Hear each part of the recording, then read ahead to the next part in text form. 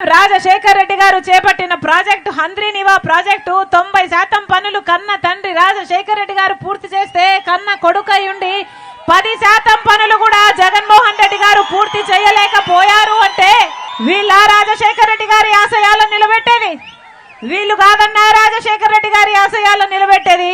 ఈ 5 సంవత్సరాలలో ఆ విషయము తేట తెల్లమైపోయింది. రాజశేఖర రెడ్డి గారికి రైతంటే ప్రాణం.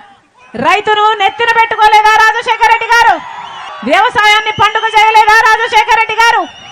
రుణమాఫీ చేయలేదా రాజశేఖర రెడ్డి గారు? మద్దతు ధర ఇయ్యలేదా రాజశేఖర రెడ్డి గారు?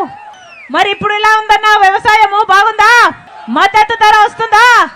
కనీసం డ్రిప్ వేసుకోవడానికైనా పైసా సాయం చేస్తున్నారా జగన్మోహన్ రెడ్డి గారు? కనీసం పంట నష్టపోతే ఇదిగో అన్నా పంట నష్టపరిహారం అని ఒక్కసారైనా 5 సంవత్సరాలలో ఇచ్చాడా జగన్మోహన్ రెడ్డి గారు? వీళ్ళ అన్న రాజశేఖర రెడ్డి గారి ఆశయాలను నిలబెట్టేది.